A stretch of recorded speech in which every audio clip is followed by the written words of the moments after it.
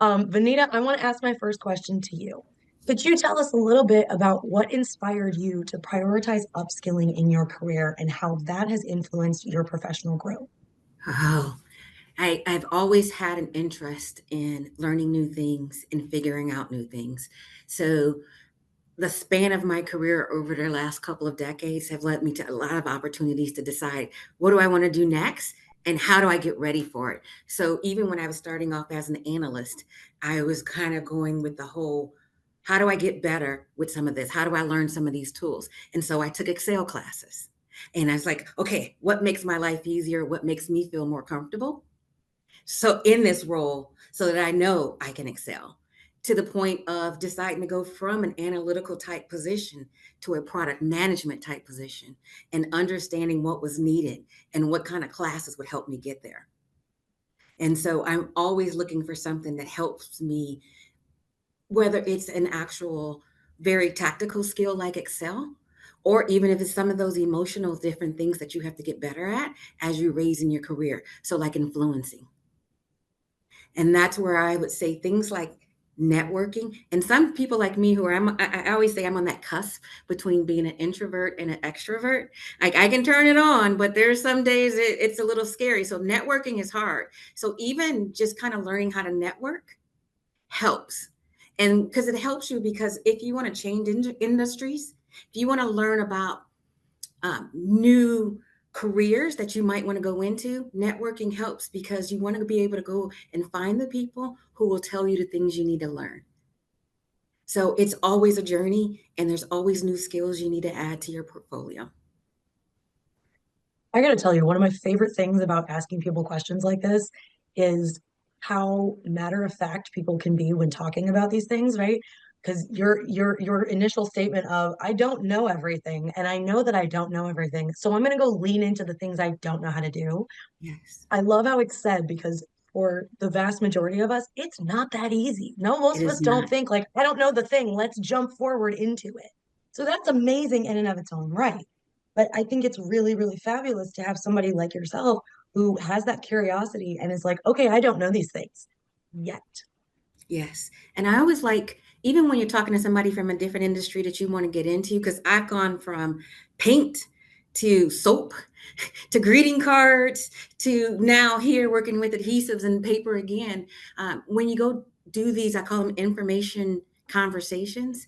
It's not about how did they go on their journey all the time because everybody's journey is different. But if you're talking to someone who's in management there, you go, if you look at everybody who works for you, what were the things you would say made them successful? Because that's what you want to hear, because that's where you need to Mhm. go and find and get your skills together for. Absolutely. And I think that's a really good way to put that, right? Because most people are asking for the roadmap. They want to know, okay, how did you go from here to there to there? And when they're asking it, you're right. Generally, they're looking kind of at a think like a physical map and they're looking at pit stops. And they're like, all right, so you stopped here and then you stopped there and then you stopped there. But what we don't often talk about is the supply trips that happen Yes. along the way, right? Yes. So I went from A to B to C, but what you're not listening to, or what I'm not going to, necessarily tell you about, is the three potholes and the flat tire I had between B and C. And so, yeah, I could have probably gotten from A to B to F on that one tank of gas, but we hit some bumps in the road, and so we went from A to B to C instead. Yes. And so I think you're right. It requires maybe a little bit more of a holistic look at that journey, less a point of like pit stops to make and more a point of like, okay, so we had enough gas, so we got this far. And we were going to go through stop E, but we ran out of snacks. So instead we stopped at stop D.5. And so, these are the things that really make up that journey. It's not just the points that you stopped at along the way. Yes. Yes. And your journey may look very different than someone else's. Oh yeah, of course. I mean, honestly, now I want to pull the group and see where else your journeys led you because as you were saying, like you were in soap and then like I went from basement finishing systems to audiobooks to roofing material to Yes. power to fly. So like truly, like it's the journeys almost never make sense, right? Exactly. Jennifer, you're nodding a whole bunch for me right here. Sorry, I've got you right like in my little circle. How about you? If we were looking at like a quick list of the pit stops on your journey, what are some of the ones that would stand out to you as like, no one's going to believe that I came from such and such? Well, as you have mentioned earlier during the bio, I do have a bachelor's in computer engineering, and I had this, journey of I want to be the super, computing person and do this whole spiel. And I would say I got to my master's, and I was just like, you know what? I hate programming. I really hate it. I want to talk to people. I want to, I still want to be involved in technology, but just not in that sense. And I pivoted and I went and focused more on the business. And so that's where with my background, I started doing more in manufacturing. That's where I got the industrial engineer master's, worked in, several manufacturing companies, only now to go back into IT, but in a different lens where I have that hybrid role of supporting the business as well as supporting technology. So, IT. So, yeah, it's been a journey, a bumpy one. That's hugely brave, though, to be able to say, here's the thing I've been studying, and I don't actually like this. Like, I've sat at that table. I've sat at that table when I was 5 months into law school and a lot of debt. I know how terrifying that conversation is to have, but like the fact that you had it and then made the choice, there's not enough applause in the world. That's amazing. All right. So Jennifer, when we're thinking in terms of upskilling, right? It's something that we all want to be doing throughout our careers, or at least we probably should be doing. What are some common barriers to that upskilling that you've encountered? Well, I would say the biggest barrier, at least for me, and I know from some others that I know, but definitely for me, has been time. We get caught up so much into our roles and responsibilities, meeting those goals. And next thing you know, you're just so drained that you don't have time to focus on yourself. So I've been fortunate with some other companies, current company, where they've emphasized setting aside, at least an hour or so on your schedule. And I'm also one of those scheduled people. So for me, if it's not on my calendar, I'm not doing it. So I literally block out time to participate in a webinar or something like that. So I would say time is definitely the biggest barrier. But some of the other ones, accountability, a lot of times we can tell ourselves, yeah, we're going to sign up for this training, we're going to get this certification. But, if no one's holding you accountable to it, you just push it down the line. So sometimes even for myself is more pressure for me.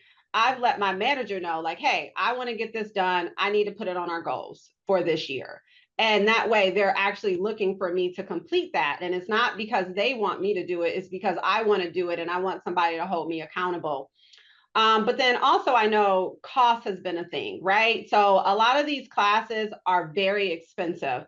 And sometimes, if your job is not requiring it, you think, well, I can't afford it. So I've had opportunities where I wanted a training session or a certification, and I felt it was important for my career growth. So I made a business case to my managers saying, hey, can you, pay for this because this will help me in my current career. This will help me grow within the company, and they have provided that funding for me. But sometimes the business needs doesn't allow for that training. So then with there, I look for other alternatives that are free or low cost, something that's a little bit more manageable. But there's always an alternative. But I will say, when it comes to those barriers, just try to be realistic, realistic about your time, realistic about where you are in life. Sometimes you can't go to that workshop that's a week long.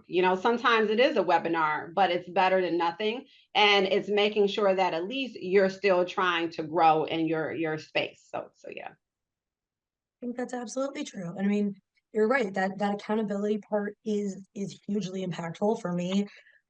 I have hella ADHD. So if something like falls off my plate and it's no longer visible, it doesn't exist. It never existed. I don't know what you're talking about. That's none of my business. So I love this idea of trying to make the business case for it, because not only does that get it on somebody else's radar besides yours, but personally, there's now a paper trail. So I can go into that email and set a reminder for myself in 6 months. Yes. This is going to pop back up to the top of my inbox, and I'm going to get to think, hey, do I now have time to do this or don't I? And I Mm-hmm. love, love, love your point about being realistic, because we're not trying to be self-defeatist, right? But holding yourself accountable is only helpful when it's trying to get you to do better, not when it's making you feel bad about having done not better. So, at least personally, you got to keep the accountability positive. Otherwise, it's real easy for me to get real down on myself about it. Latifa, do you feel the same? Is there any sort of mechanism for this that has really worked for you when it comes to like kind of beating these barriers to upskilling? Well, I agree with Jennifer. Time is a big thing. I'm a staunch calendar user. If it's not on my schedule, Jennifer is right. It will literally be in the back of my head. I think for me, the big barrier is prioritizing. So what's my priority? I told you I'm a mom of a special needs child. Sometimes his needs come before me, and then I have to say, all right, I'm going to carve out this time. I'm going to make sure that that upskill is important to my career growth. So I need to make time for it. So there's sometimes you got to move. It's a shell game. Sometimes you got to move some things around. Maybe you need to skip something here or there, or maybe you need your team or your support system to back you up sometimes so that they can be available so you can take that time for yourself to be able to get things done. I know it's hard, it's frustrating, but you have to make yourself a priority. And I've learned that as being.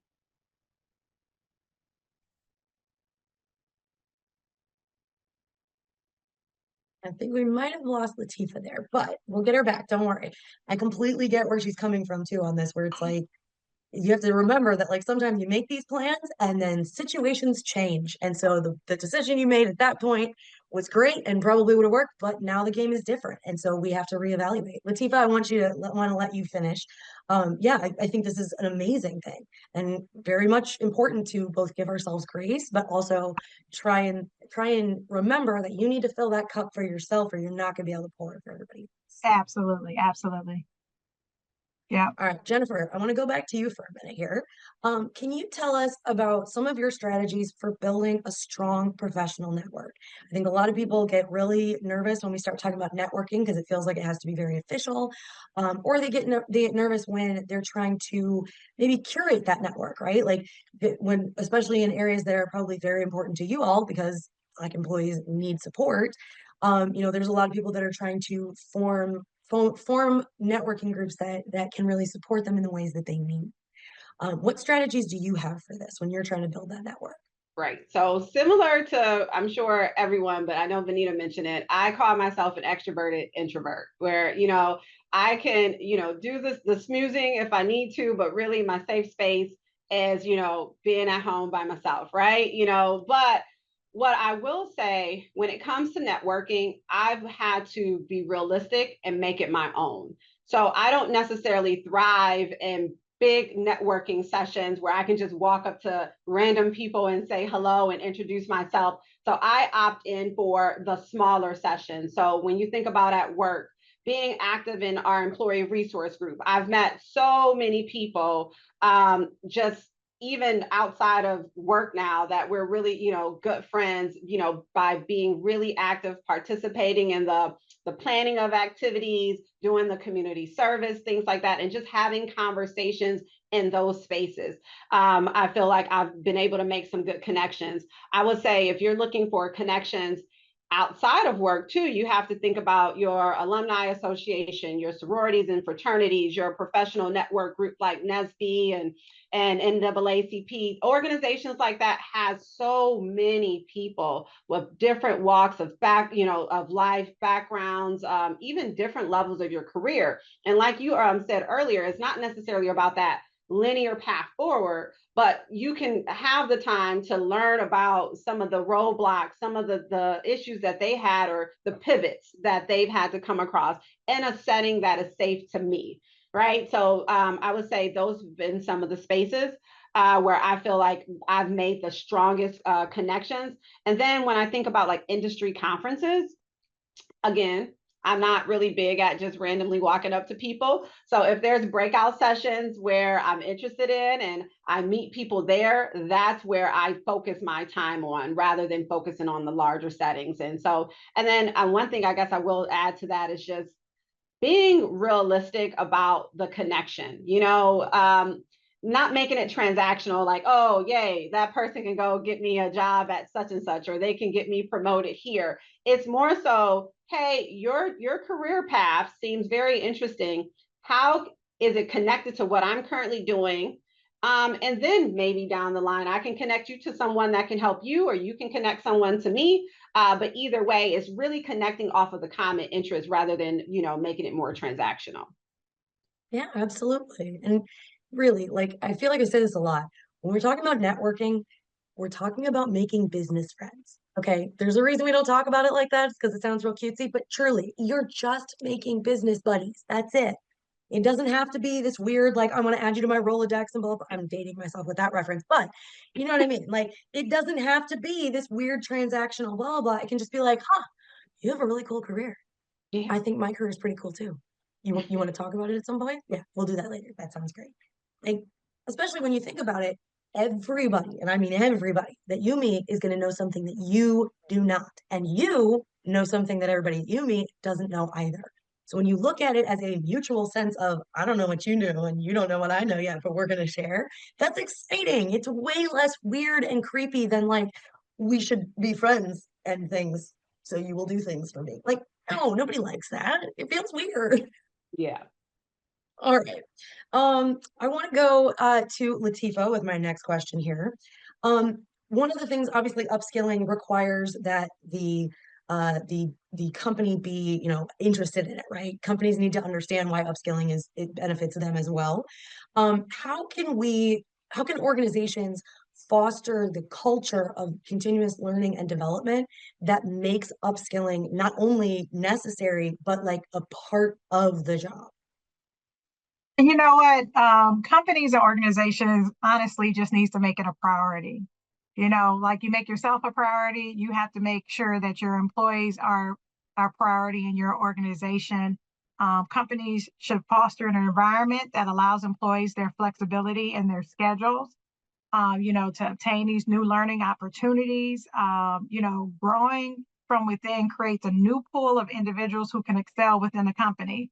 I mean, we're always looking at, what if Bob retires tomorrow? He's been here 40 years. Who can actually take over and who has the skill set to be able to replace Bob in this particular position? If you haven't invested in your people, then either you're looking from outside the organization, and we all know when you come from outside an organization, there's a steep learning curve that you have to make in order to, get into the culture, figure out what the job is. Vanita, myself, and Jennifer, we've come from different industries. So, you come from a totally different industry. I've been in the building industry. I've been in the automotive coating paint industry. I've been in food industry. So there's a huge difference than it was, when I came into Avery Dennison. So I'm a strong proponent of build me from within and I'll become a loyal employee for you. I'll eat, breathe, and drink.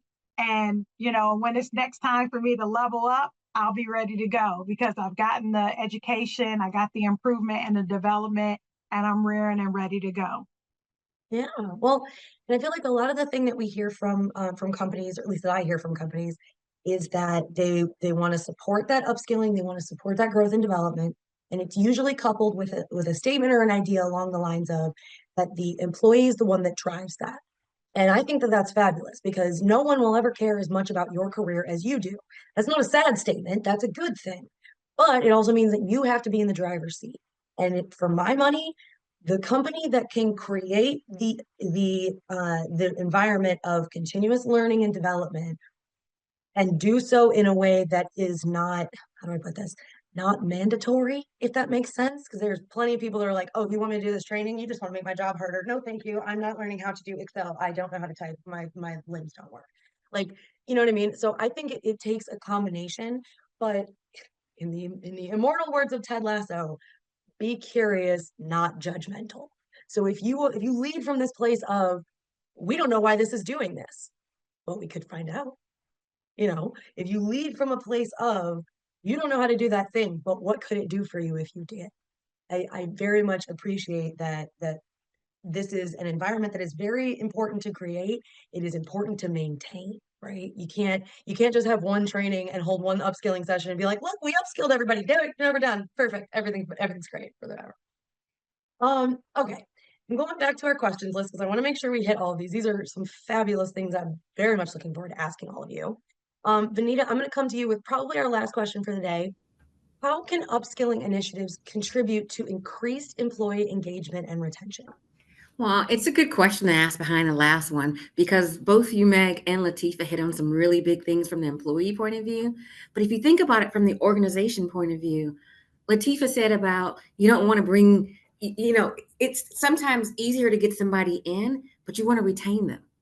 And it's all about the culture and the things that are available to them. So you'll get higher engagement and a better retention rate. If folks feel like the culture is a learning and continually evolving, and they're part of it.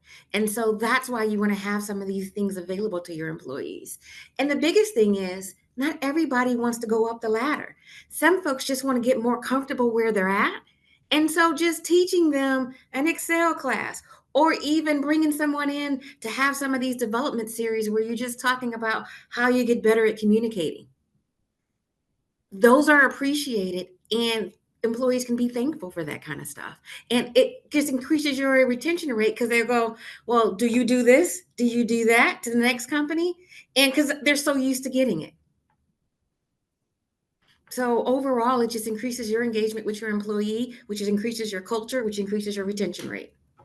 Yeah, absolutely. Jennifer and Latifa are both nodding very strenuously to this, so I think y'all agree as well. I have one last question. I want to give it to each of you in turn. Apologies, it's going to be off the cuff. It's a little bit of a popcorn question. What is your favorite thing that you have ever learned via upskilling for a job? It doesn't have to be current. It doesn't have to be the thing that the class was taught on, but in the course of of upskilling or participating in something like this, what's your favorite thing you've ever learned? Latifa, you're up. You pointed. You're first. It's one of the things I'm extremely passionate about. It's customer service. One of my jobs used to be in quality, and I initially, in a previous employer, I had to deal with all walks of life. I was in the building industry, so it was, the housing, and I had to deal with customers like big box customers like Lowe's and Home Depot, but then I also had to talk to contractors about our product and quality. It's not always a good conversation when you're talking about quality because usually 9 times out of 10 someone is complaining. So I learned how to use kind of my soft skills to be able to, first of all, get the customer to be less upset at us, and then also have them partner with me for a solution. And I think I've been able to carry that all the way through my career, even till this day, because sometimes people, I explain to even the young people who are learning and going out in the world and their first job at McDonald's or whatever, restaurant they're working at. I'm like, customer service is number one. I'm like, people want to be acknowledged. They want to be heard. And I said, when a problem arises, I said, have the customer help you develop a solution. Don't you just come with an answer. And I say, you'll be more successful at that, and you'll actually get better satisfaction from a customer kind of response form if you work together rather than say, well, here's a refund, no worries. Sometimes the customer just doesn't want a refund. They might want an extra wing or two or a biscuit or something with their meal. They may want a free meal next Not time. satisfied? What? Yeah. So something that would you partner with that, right? You fix their problem, but then they're satisfied because they help come, join you with a solution. So I think the biggest thing for me is customer service, using the soft skills that I have and really developing those and really partnering with customers, especially in the quality space. And I use it now in my R&D space as well. Love it. All right, we're gonna do popcorn as quick as we can because I want to make sure we end for the next chat. Jennifer, what about you? What's your favorite thing you've learned while training for upskilling? Really quickly, influencing others. So long story short, I was encouraged to participate in this business acumen session. And with the influencing others, I really learned how to engage people in the way that they understand. Some people are more emotional, some people are data driven. And, if you've learned people's learning style, and communication style, you can really influence a lot of decisions. And I wish I knew that early on in my career, because there would have been conversations that went a lot better than what they have. So that is a soft skill and a session that I participated in, and I just thought it was the best, and I can use it throughout any part of my life. So yeah. Love it. All right, Vanita, how about you? What's your favorite thing you've ever learned in an upskilling session?